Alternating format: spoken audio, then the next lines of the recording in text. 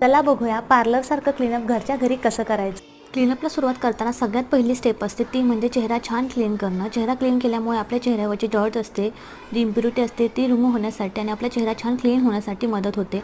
दुसरी स्टेप आहे ती आहे स्क्रबिंग। स्क्रबिंगसाठी मी इथे हिमालयाचं अगदी 10 रुपयामध्ये मिळणारा स्क्रब यूज केलेला आहे। स्क्रबिंगमुळे आपल्या चेहऱ्यावरची डेड स्किन निघून जाण्यासाठी मदत होते आणि आपले पोर्स क्लीनसुद्धा होतात। आता त्यानंतरची तिसरी स्टेप आहे ती आहे स्टीमिंग। चेहऱ्याला स्टीम घेण्यासाठी मी इथे पातेल्यामध्ये गरम पाणी घेतलेलं आहे आणि त्यामध्ये नॅपकिन बुडवून मी अशा पद्धतीने छान माझ्या नोजवरती चिनवरती स्टीम घेणार आहे, जेणेकरून जे पोर्स आहेत ते ओपन होण्यासाठी मदत होईल। आता मी इथे जे टूल वापरत आहे ते ब्लॅक हेड्स आणि व्हाईट हेड्स रिमूव्ह करण्याचं टूल आहे। हे तुम्हाला मार्केटमध्ये आरामात मिळून जाईल।